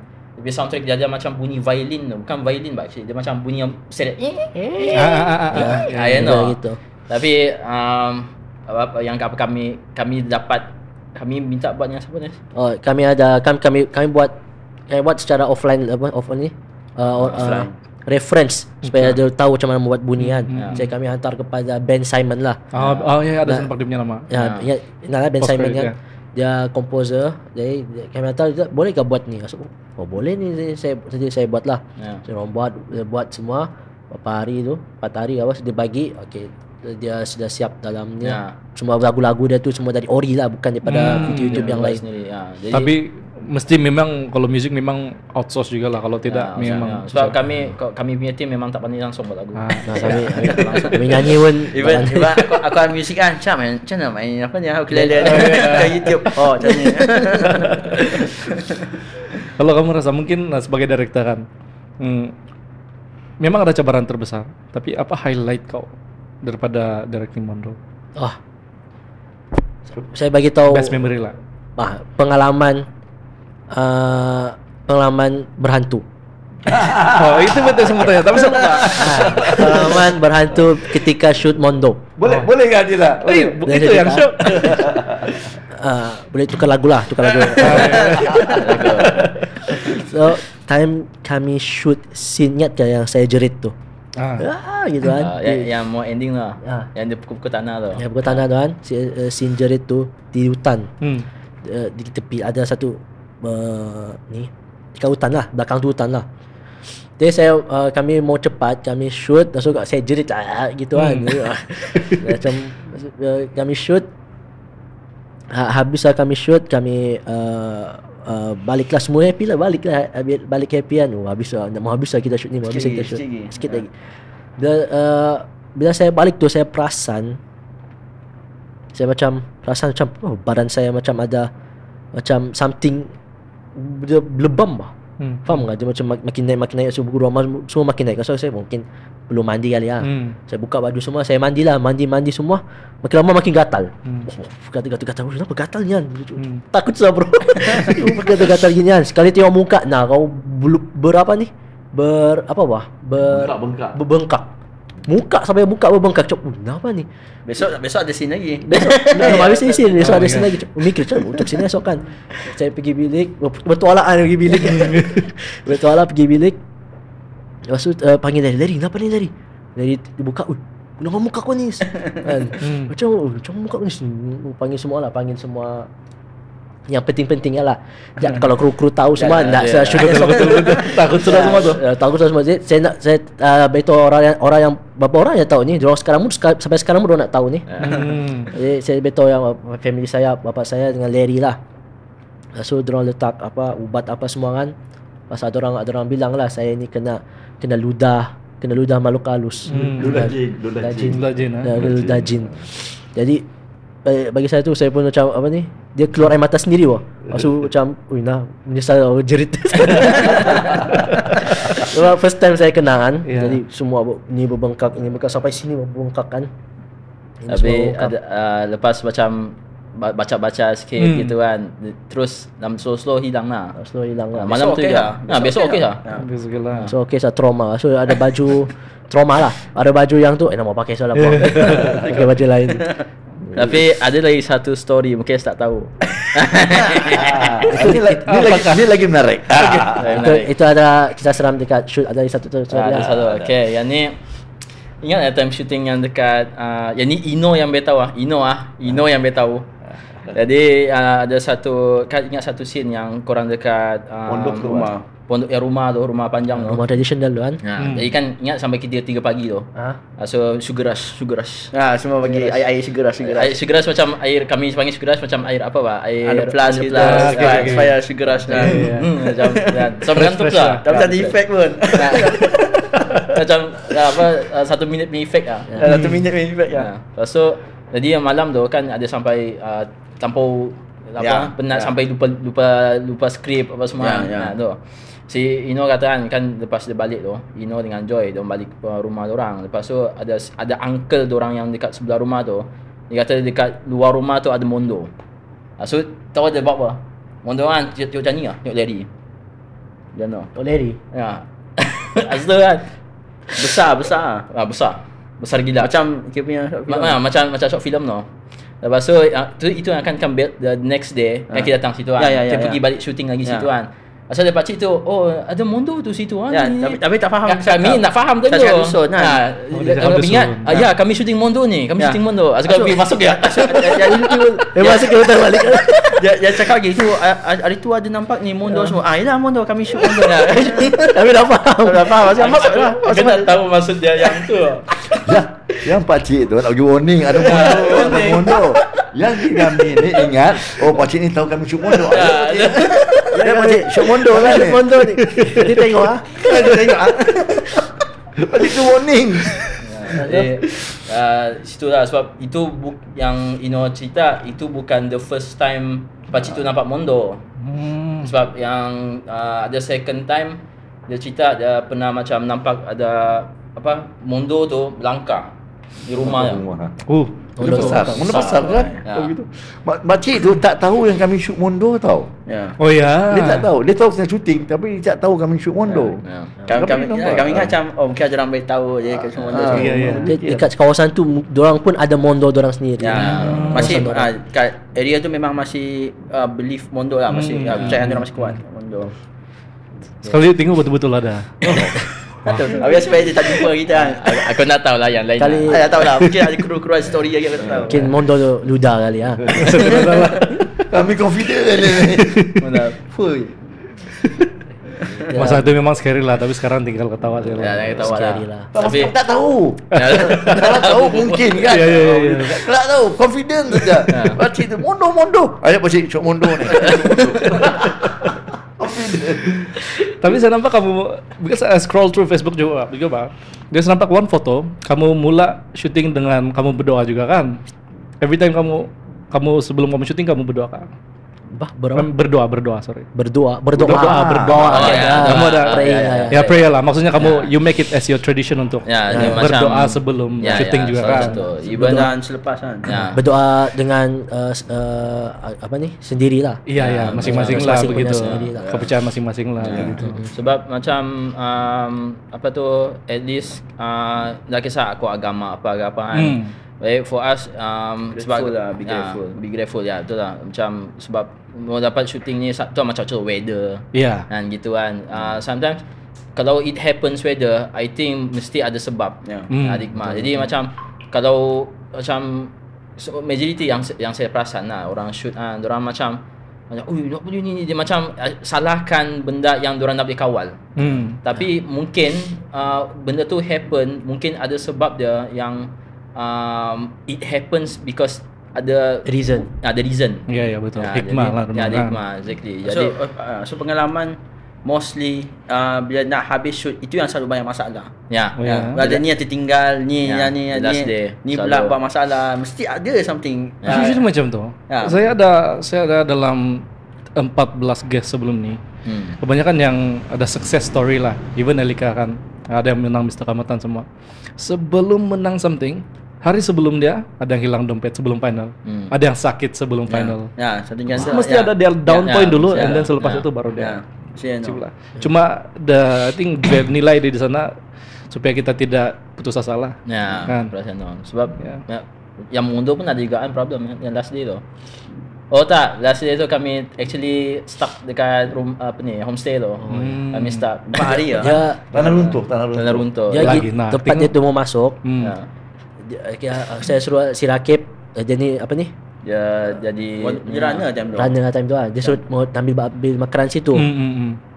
Check lah jalan okey ke tidak. Dia check, dia balik, dia cakap, okay Anis, mau keluar pergi jalan utama tu, ada tanah runtuh, ada banjir, ada tanah runtuh sikit, ada banjir, baru kau boleh lepasan. Astaga. Macam mana mau lepas ni? Masa tak dekat. Tiada current. Tiada current. Sebab si orang yang kasih tinggal kami sana, okey boleh lah kami kasih tinggal bapa dengan family Tapi nasib itu habis shooting lah. Jadi kami stuck juga lah situ. Tapi yang time stuck tu alang pasal ada current kan. Okay, kita tengok movie lah. Pasal Steven Chow puasa lah, pasal yang komen soccer. Kami spend time tu kami dengan kru kami agak rapat di situ, faham? Kami sama-sama bonding hard times and easy times lah, kami sama-sama. Saya rasa ini kamu punya experience sharing ni sangat-sangat kira exciting lah untuk orang. Tapi iyalah ini bagian creation of Mondo kan. Dan untuk orang di luar sana yang mau mungkin ada minat untuk masuk dalam production, saya rasa ini they deserve to macam dengar kamu punya sharing juga lah, because I think during the UMS kau udah share pasal kamu the only production yang dapat dana untuk short film. Ya betul. Yang untuk yang time 2 punya DKD. Kamu rasa apa difference in pitching yang kamu buat? Kamu rasa Saya rasa time saya pitch Finas tu kan. Sebelum saya cerita tu, saya check bila orang yang sudah dapat Finas tu DKD yang semua sudah diterima, ada buat satu meeting. Buat satu meeting, Finas cakap okay, buat bagus-bagus lah short film ni. Kami harapkan orang hantar kepada festival lah. Saya tengok semua orang situ. Dia saya tengok mana orang teman saya orang Sabah lah mau buat sama-sama. Kali tengok tiada yang masuk orang Sabah lah. Mereka orang Semenanjung. Saya the only one orang Sabah yang diterima lah cerita Mondo. Okay, back to the Mondo. Kenapa saya rasa orang terima? Apa yang saya cakap, saya masukkan elemen-elemen kebudayaan. Elemen-elemen horror, elemen-elemen arts, elemen art department. Jadi saya cakap sebab during that time orang sudah start pre-pro sebelum dapat dana lagi. Okay, pre-production. Sudah preparation, sudah tengah buat senapang, tengah buat parang. Gayang saya beritahu orang, saya telah buat gayang, saya buat senapang, saya telah Ricky semua tempat apa semua. Jadi di situlah orang start untuk rasa okay, saya rasa kita ambil Mondo sebagai dana filem pendek lah. Faham. Jadi kalau orang aktif pelajar asif, pelajar di luar sana mau join KD Finas,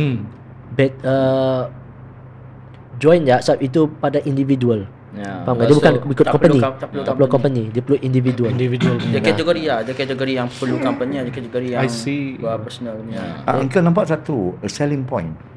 Selling point. Macam Mondo, kita nak jual kita punya idea. Betul. So the first question is apa selling point kita di situ? Kan? Macam Mondo dia ada selling point dia. Dia selling point about di kepercayaan orang ni yang belum pernah lagi hebat, selling point, dan cultures, kehidupan, cara hidup kan zaman betul. Kemasyarakatan, everything. Itu selling point tu saya rasa. True. Kalau kita cerita itu sahaja, kalau culture tu ramai orang buat. Betul. Ramai orang buat. Mondo saya nampak macam satu produk. Satu yang ni baru ni. Actually. Something like that kan. Baru ni. Saya cakap Mondo first divisualkan secara video. Mondo ni. Aku rasa itu sebabnya the selling point tu. Ya, true. Itu antara selling pointnya. Good info untuk orang di sana. Tapi saya tiba-tiba terpikir sebelum kita pergi soalan terbuka lah untuk bagi sharing lah sudah. Tapi saya terpikir ada one last thing saya rasa saya forgot. Saya nampak kamunya short film yang Aku, Ayah dan Music tu kan. There's one scene very beautiful. Kamu kasih tengok sana. Dua orang sedang berdoa Muslim, satu orang lagi itu si John tuan di belakang with the cross. Siapa punya idea actually itu? All of us. Semua. Macam saya tak boleh ambil, tapi memang saya punya plan nak buat different, bapa dia different agama, anak-anak different agama, sebab very common dekat Sabah actually. Betul. Jadi even family pun macam tu juga. Tapi dari segi visual shot tu memang discussion antara satu team lah, even for dengan prop semua macam kita just explain dengan tu ya. It's very simple tapi sangat meaningful saya rasa. Explain them tu. Mungkin ramai orang, bagi saya mungkin orang Semenanjung macam apa ni kan. Bagi orang Semenanjung mungkin, tapi bagi Sabah dia common. Kita sambut Christmas sama-sama, kita sambut raya sama-sama. Betul. Macam ni yang cantiknya ni. Beautiful, sangat cantik. Beautiful. Okey, dan pada masa yang sama tak perlu kita nak explain dulu kau Kristian, sekarang kau tak perlu nak explain. Betul. Dengan tahu yang ada cross tu bahawa bapa dia dulu dan dulu mesti mak dia dulu mesti Kristian kan. Itu soalan tu bila masuk Islam kan. Cuma itu dialog kita tambah bila Budi dengan mak Islam lah. Itu ya macam dia tak perlu macam tahu mak aku dulu saya orang tak perlu explain. Tidak perlu. Tapi saya rasa itu one thing yang very simple tapi very dia ada 1000 makna lah. Sangat-sangat. So kita kalau orang Sabah kita relate. Ya betul, kita relate. Itu nama ada visual storytelling lah nama ada. Visual storytelling. Betul. Okay, so sekarang we have come to macam almost the end lah. Okay, so sekarang soalan terbuka. Saya ada few questions. Ya, ini terbuka untuk siapa-siapa saja. Apa kepentingan feedback ataupun opinion daripada third person lah bila kita sudah buat some product ataupun short film? Jawab lah. Bagi saya lah, macam honestly, kalau pujian kan, macam pujian saya sangat appreciate. Bila kita buat the hard work and everything kan, orang semua terlibat kerjasama. Tapi what I'm looking for sebenarnya construct criticism. Jadi sebab macam saya dah tengok banyak kali even macam yang student kan, macam pujian ni kan boleh jadi toxic tau. Dia macam buat kau, wah aku hebat lah. Macam contoh menang award kan. Menang award, memang aku hebat, aku ni memang aku menang gitu. Dia akan jadi macam jadi toxic, kau literally kau delusion diri kau yang kau macam the top of the world. Faham. Tapi bila kau macam cari construct criticism, macam okay, criticism ni boleh buat kau improve kan. Dari situ kau keep on improving. Jadi kau rasa kau nakkan dapat, sebab okay, art ni kan subjektif kan. Jadi dia evolving. Dan dari macam generation my dad, mesti orang tengok filem lain produk lah. Dan yang sekarang punya produk mesti lain sudah. Dan lagi demanding kan. Jadi dia akan keep evolving. Jadi kau akan keep learning. Dia never stop sebenarnya dalam seni ni. For me lah. Dan saya sendiri belajar dari sekarang punya generation, how they look film. Zaman saya berbeza kan. Jadi saya pun belajar juga dari orang. Macam mana diorang belajar dari saya. So we all keep on learning kan. Okay, maksud dia ada kritikan, bukan kritik yang people show me. Ada juga orang yang tunjuk kami dia punya short film.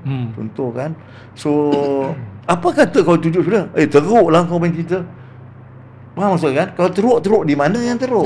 Kalau saya tahu bagus filem kau, bagusnya di mana?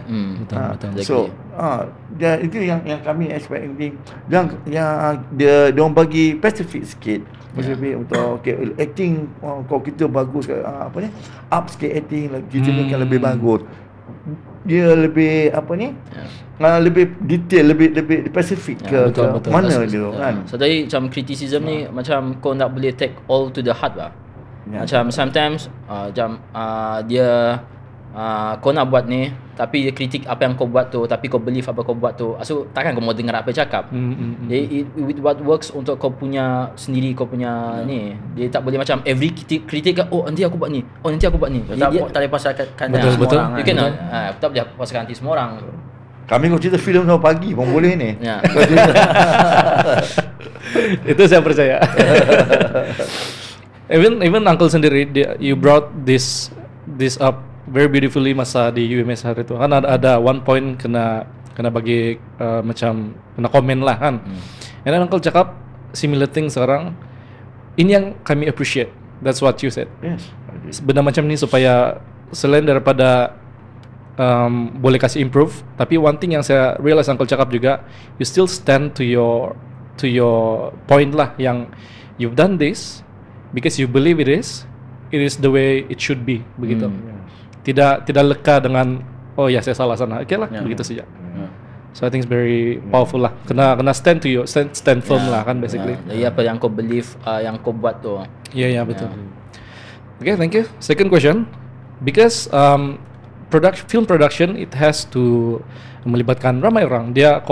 Kau mau target audience yang luas. And even to produce a film, dia perlu budget. Banyak yang diperlukan. So how important is networking in this business? Ya betul. How important? Networking memang number one lah. Memang number one. Even mostly lagi dekat pelakon. Pelakon memang number one. Dia kenal producer, kenal. At least kalau mungkin kau kenal handyman pun yang buat air apa semua. Mungkin kalau kau buat kenalan, mungkin boleh dapat kenalan lain. Never know. Memang networking memang number one lah. Memang macam saya jumpa orang Larry, orang Ajat, semua saya jumpa daripada production lain. Macam contoh Tribesman, saya jumpa Larry, Bagian Novel Cinta saya jumpa Larry di sana. Lepas tu next time saya Tribesman jumpa Larry lagi. At the same time saya tengok production lain. At the same time saya tengok how they work. Faham tak? Macam kru macam tengok kita tengok kru ni bagus ni buat kerja. Kita tengok ini kerja. Tapi kami tak macam pergi situ Asu cakap kami nak cari orang tak kami just cakap dari belakang cakap okey ni incognito. Ya, introvert sikit kalau orang. Tapi memang competition ada lah kan in this industry. Begini, kalau you talk about competition, kami tidak compete siapa-siapa. So we have no intention of compete dengan siapa-siapa. So apa yang kami buat ni adalah kami passionate about filmmaking. Kan kami buat dan kami looking to towards quality. Itu yang kami buat. So bukan maknanya kita nak compete orang ni compete. Tiada langsung. Kami just nak tapi diorang cari reference. Reference. Kalau macam macam contohlah orang production Sabah cakap wah aku nak compete orang Semenanjung ni mesti something macam tu kan. Tapi kalau kita compete dengan Semenanjung, at least the best product is nampak Semenanjung punya produk. Betul. Jadi kalau kau compete at least macam contoh kau compete the most Kurosawa yang director yang most kau paling kau suka lah. Zack Snyder Zack Snyder, Christopher Nolan kan. Jadi contoh Christopher Nolan lah, kau try compete dengan dia kan. Memang lah what you have macam memang restricted budget semua kan. Oppenheimer kot macam kau bantu dia. Tapi bila kau compare dengan dia punya teknik, dia punya directing, macam mana dia shoot and maybe ada something yang boleh kau buat untuk kau punya shooting. True. Jadi at least level kau takkan sampai sama dia lah sebab dia only Christopher Nolan kan. Ada second Christopher Nolan kan. Tapi at least kau boleh ada situ lah. Towards there. Itu saya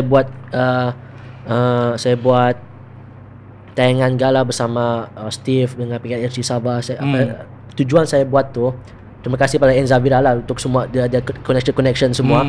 Bagi semua and banyak tolong kami untuk creation untuk connection semua. Saya daripada N juga kan dia ni. Daripada N si Panos. Betul. Panos. Apa yang saya buat, saya mau pihak industri Sabah dan juga semua pihak industri kreatif Sabah untuk sama-sama kita buat satu produk yang boleh standingan karya international. Sama-sama bukan mau compete tapi sama-sama naik sama-sama. Naik sama-sama tingkat karya international. Kita bukan nak compete sama sendiri. Bukan nak compete. Jadi kalau kita untuk filem kupas-kupas kita boleh buat mana boleh yang terbaik. The best thing is what we learn, kita belajar sama sendiri. Kan kami pun belajar daripada mereka belajar daripada kami. So let's step together lah. Itu je kita punya. We're not competing. Bila Uncle cakap pasal tadi kan beautifully said passion. You done this because you want to compete, you want to do it because you have passion. And then it reminds me of infinite mindset. Kalau kamu pernah dengar, he stands by this term infinite mindset. So apa maksud infinite mindset is, for example lah, ada contoh, bila kau main bola kan, kau tim satu tim A and B, kau ada goal is to win or lose. So kau punya goal is winning saja. That is infinite mindset. That is finite mindset. Kau ada end. Tapi if you have an infinite mindset, you do it because of passion. You do your best because there's no end. You just want to do your best and then be the best at it. Kau tidak mau kasih kalah siapa-siapa pun. So beautiful. Itulah bila Uncle cakap you do it for passion. Betul. And I think it's right lah. Berapa umur kau ni? 26. 27 lah. 96. Sama ya. Sama. Satu lagi kan. Okay, talking about kata Mondo dijadikan filem. Mondo. W dia bilang. Dijadikan filem. Contohlah kan. Okay, ataupun cerita lain lah yang orang minta kita buat untuk filem. Seram. Jadi kami pun ada intention yang macam kita tidak mau buat satu filem seram yang sekian ada di pasaran. Maksudnya kalau kita buat filem seram yang ada jump scare lah, everything tu, kita sama juga buat filem seram yang ada sekarang ni. Horror movie lah. It's just another horror movie orang tengok.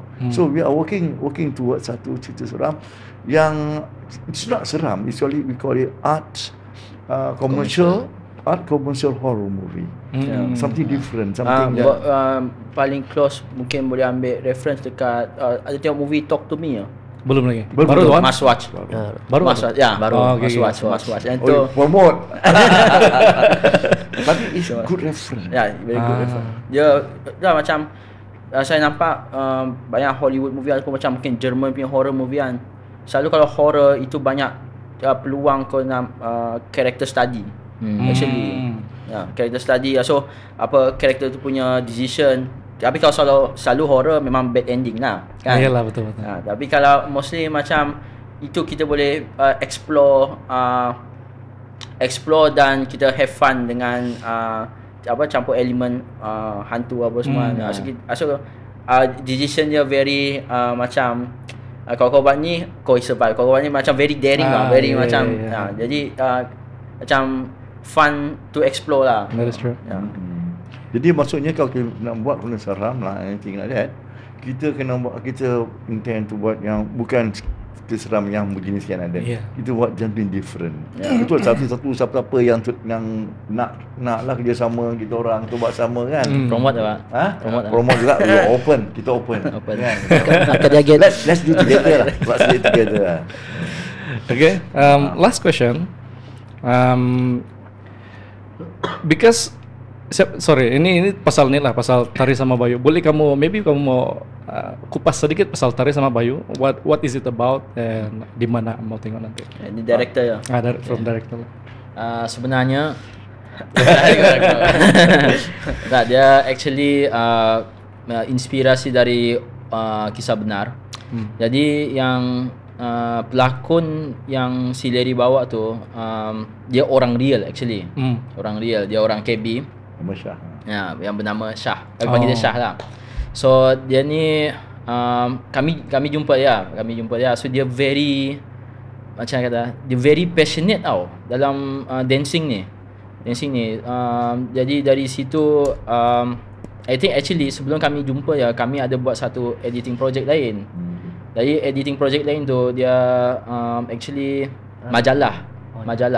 Jadi diorang cerita pasal story dia lah, story si Syah ni. So kami okay, interesting. Lepas tu kami jumpa ya, rupanya story dia lagi deep daripada majalah tu. Jadi once kami jumpa dia, kami bincang story, why not kita buat short film dulu bang actually. Oh ya, kita buat short film dulu. Sorry Nes. Sebab dia direct short film dulu. Ya, mula sebelum ke Tari Sama Bayu, dia short film dulu, Finnas juga. Matinin dari Desa ke Pesada Dunia. Kita follow story dia student Matinin tu. So kita follow student Matinin tu, dan Syah ajar tu Matinin lah sampai yang ni kisah benar ya. Matinin tu menang juara solo di Jerman World Cup Dance. Itu real tapi ramai nak tahu di Sabah. Itu saya mau bagi orang Sabah tahu yang ada Malaysia menang World Cup Dance. Jadi di Jerman lagi. Jadi bila sudah ni kita hantar short film Matinin ni, hantar kepada RTM, pitching RTM untuk jadikan telemovie. Tapi mengisahkan Syah merupakan cikgu kepada Matinin tu untuk kisahkan macam mana dia buat satu tim ni dia menang di World Cup Dance berturut-turut. Orang kampung ya. Di luar negara, orang kampung ya, orang dalaman kampung. Yang literally orang buat training semua kat belakang rumah. Dekat jalan tar gitu, training apa semua di pantai. Dia cakap kamu dari kaca ataupun mantap, dorang tukar dorang semua orang kampung ni contoh macam orang bilang macam tidak no confident apa semua kan, tukar dari permata. So actually words tu memang words dari dia. Words dari dia cakap sendiri. Dia punya macam ada mantra ish lah dia. Sekarang dorang berturut-turut dari 2016 sampai sekarang. Sampai sekarang pun dorang pergi ada competition. Sekarang pun menang. Ada menang lagi. Masa kita buat di UMS, dorang on the way balik dari Korea. Baru menang lagi. Dia saya mau highlightkan sebab tak ramai orang tahu. Windbreeze Company. Windbreeze Company. Jadi kami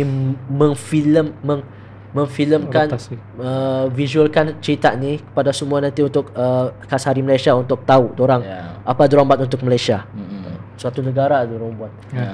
Saya rasa sangat-sangat layak dan sepantasnya dibuatlah Memang layak tu. Macam kenapa orang tak tahu lagi ni? Itulah. Nak ramai orang tahu. Dia tu kami buat sana untuk trailer dia pun ada soul dia tu kan. Jadi Betul. Trailer Surabaya tu ada soul dia rom menari. Yang penari-penari yang menang, itu yang berlakon tu. Dia orang juga.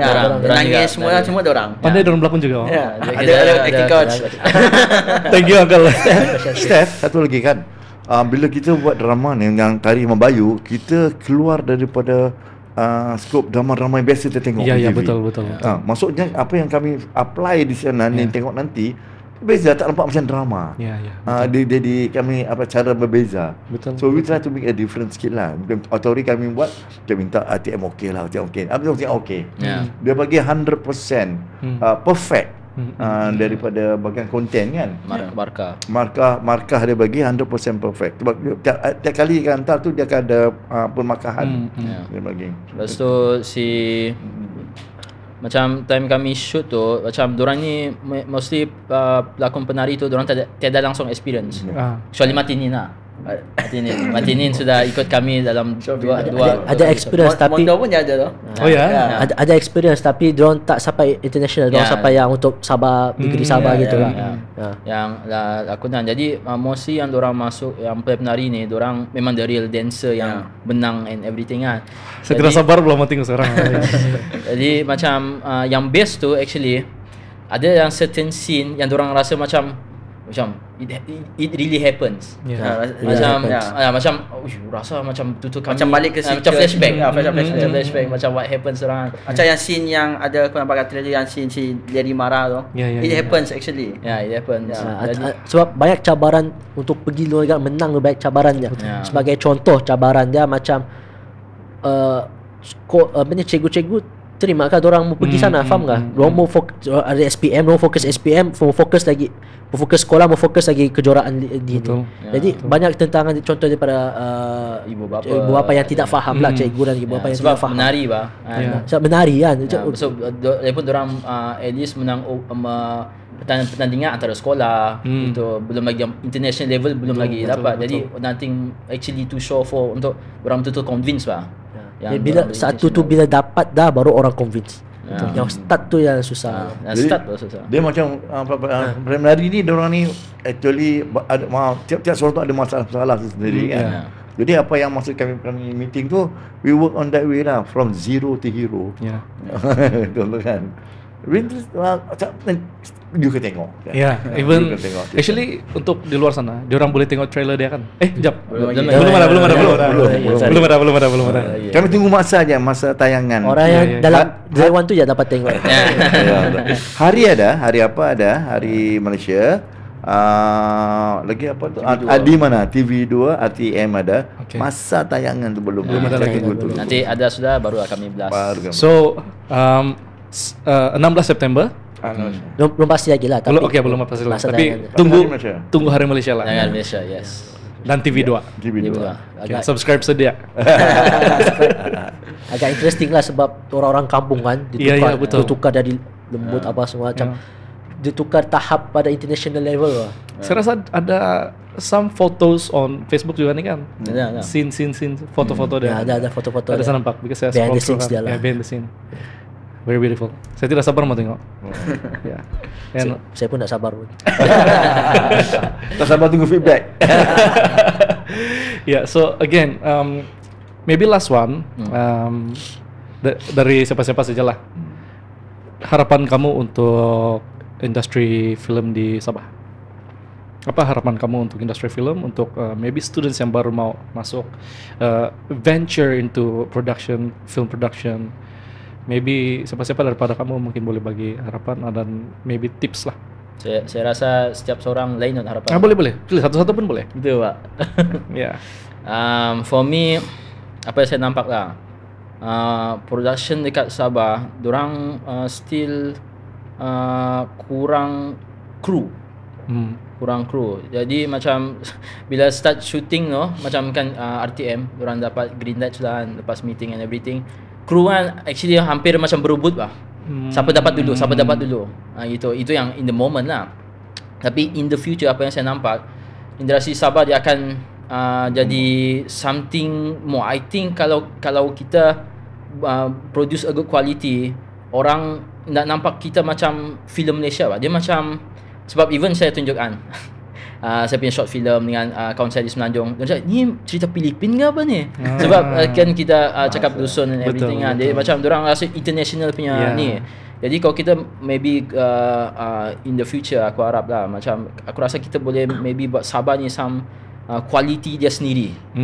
A different kind of macam negara lain. Macam negara lain punya filem. Dia bukannya macam ni macam drama-drama Melayu, dia macam dia own style, dia own tu. Itu saya punya ni lah. Tak perlu ikut Semenanjung, dia buat kita punya cara kan. Yes.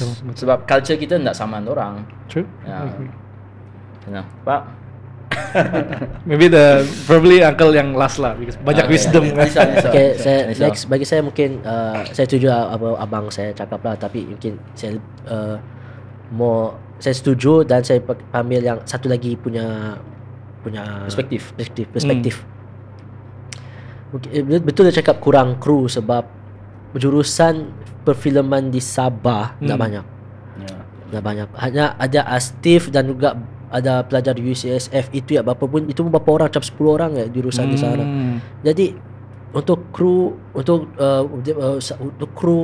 penggiat industri Sabah, kru untuk masa depan agak kurang sebenarnya. Mungkin ada yang belajar di Semenanjung apa semua, tapi agak kurang sebenarnya. Jadi untuk jurusan perfilman di Sabah patut diperbanyakkan lagi lah, harapan saya diperbanyakkan lagi supaya kita dapat ada beberapa orang expertise untuk beberapa tempat. Ya, betul. Jadi untuk supaya kita boleh ada more exposure untuk orang Sabah. Itu apa yang saya mau lah, exposure more orang Sabah, banyak expertise yang berkualiti. Itu harapan saya lah. Tengah fikir the right word. Lebih pada siapa harapan, lebih pada macam harap industri Sabah lebih macam sekarang Sabah punya ni, saya rasa lebih pada macam masih baru lahir, something macam tu. Dia dah lama tapi dia belum cukup matang. Saya rasa macam tu. Macam masih ni dah jumpa ni kenal ni. Masih macam orang-orang sama tau. So for me saya rasa kita patut, just for me, kita nak luaskan kita punya tu, kita patut campur Semenanjung punya, campur Sarawak punya. Jadi dia variety apa yang ada kat Malaysia, kita apa panggil tu, embrace. For me lah, macam kita jangan campur macam Sabah macam Semenanjung pergi jalan. Kita campur macam tak kisah kru ke pelakonnya. Kita bila dia kita anggap ni Malaysia lah. Macam for me, macam kalau kita gabung variety tu, bagi saya macam dia akan ada something, kita embrace lah apa Malaysia yang apa. Sebab di Semenanjung pun diorang ada expertise diorang sendiri. Betul. Mungkin ada yang dekat Sabah tiada, kita tak sebenarnya kami ambil orang Sabah je ni. Takkan macam tu kan. Jadi kita perlukan expertise, the skills untuk produk tu. It's all about the product. Actually tak kisah orang Semenanjung ke apa, tapi expertise mungkin acting dia bagus kan. Kita ambil dia berlakon untuk certain watak. For me macam tu lah. Macam kalau kita buat macam tu, still dia akan buat macam Sabah it is own thing. Orang masih tak akan nampak macam Sabah dia masih macam dia masih produk Sabah. Ya, masih produk Sabah. Betul true. Sebab mengharap sekarang bukan for me kan, apa yang kami cakap ni, we are not trying to be a hero, we bukan nak bagi tahu yang kita ni we are good. No, tak. Kita orang just sharing, kita bukannya makna kita orang hebat sangat, tidak kan.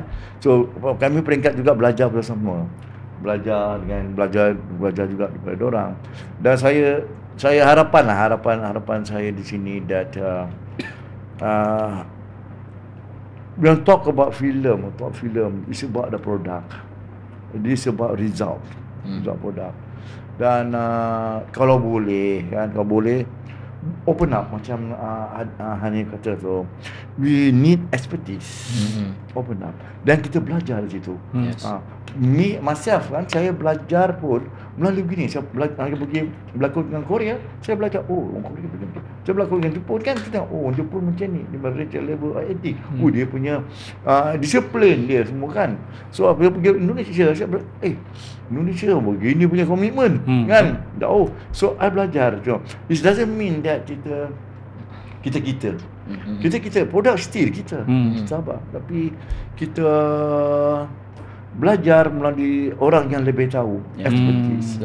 Kita nak ada ilmu. Kita nak ilmu kan. It's not kita nak orang, kita nak ilmu dia. Betul. So open up. Kita open up our mind, kita open up our heart. Kami pun belajar juga bersama kawan-kawan yang ada kan. Sama belajar. It's okay kan. Betul. I think Hanis ada post, one of your posts kau cakap life is a lifelong, lifelong journey kan. Learning is a lifelong journey kan. So itulah yang rumuskan apa yang kau cakap tadi lah. So I think it's true. Saya suka dia tengok kita punya post.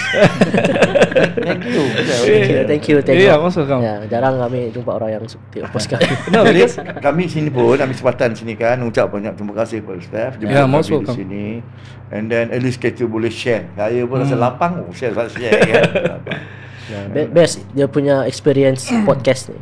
Macam so dia bila ada macam orang bagi feedback atau macam ada support rasa macam ada orang cheer kat belakang kami go on lagi benda yang akan datang kan.